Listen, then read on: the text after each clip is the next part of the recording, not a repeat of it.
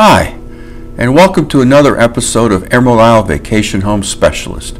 I am your host and local real estate agent, Dennis Richkovsky. In a previous episode, I described my 5-step plan for how to select the coastal community in which you will focus your house hunting. In this episode, I described my 5-step plan for looking at properties here in Emerald Isle, North Carolina. This same plan, with modest tweaking, also would apply for real estate you are looking to purchase in other coastal communities on the North Carolina Outer Banks. Whether or not you selected Emerald Isle as your coastal community of choice, your first step in looking at homes should be go to the internet. You heard me correctly. Go to the internet. Search Zillow, Trulia, Craigslist, and so on. Make a list. Narrow it down to 20 homes or fewer. Step 2. Get off the internet and contact me or another local real estate agent for 2 very important reasons.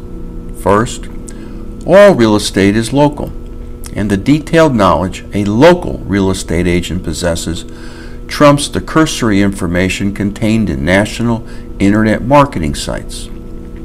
Second, you as a buyer need representation.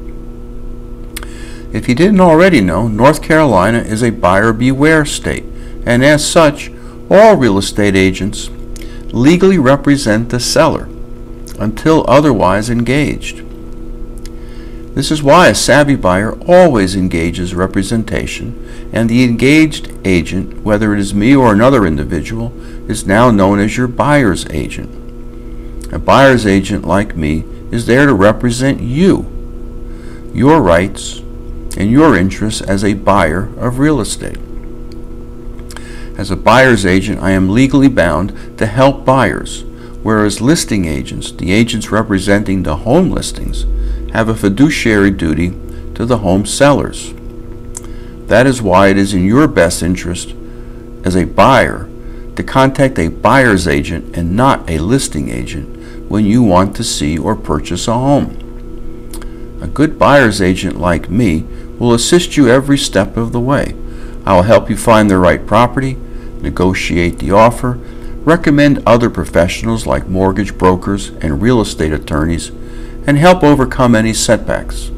Step 3 is to sign an exclusive buyer agency agreement with me.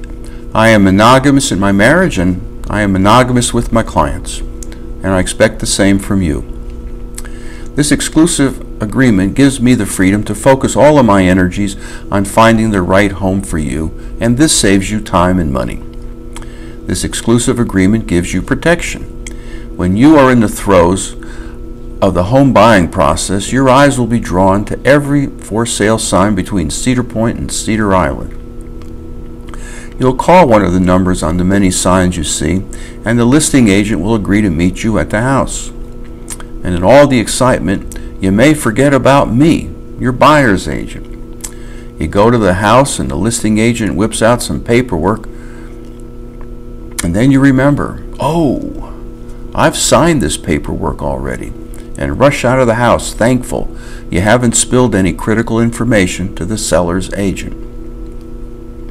Do such incidents happen? Of course they have. This is why the North Carolina Real Estate Commission requires all agents to reveal which party they represent, and it led to the buyer's agent designation, to give buyers of real estate representation equal to sellers and their listing agents. Step 4 is to get a pre-approval letter. Now, most of my clients have a good relationship with a bank or a mortgage broker wherever home is. However, the coast is usually not home.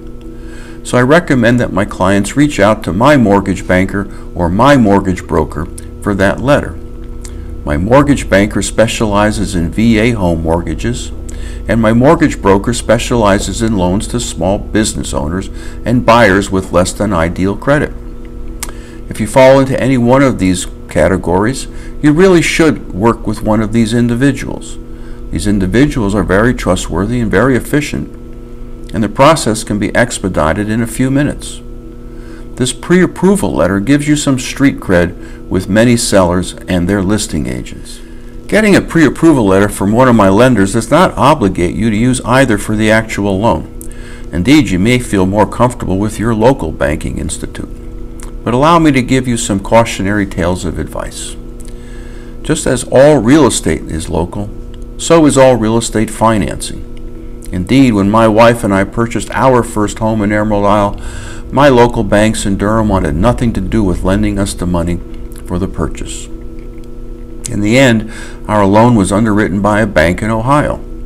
And that reminds me of two stories that underscore my point about local financing. Shortly before we closed, I received a letter from the Ohio bank's appraiser, and he asked, "How can a stick-built home cost so much money?"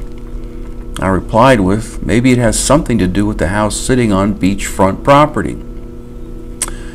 A few days later, closing had to be postponed when the same bank sent a regular check to the attorney who required a cashier's check. I had driven down 3 hours for the closing and would have to make that same trip 3 more times before I took possession of the house. In the end, whether you elect to use a local institute to underwrite your mortgage or not is of no consequence to me. But whatever you do, please do not go with the rocket.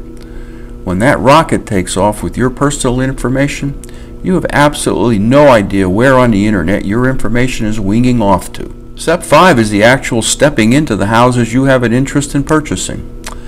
You can look at photographs of homes on the internet all day long, and I will also send you listings.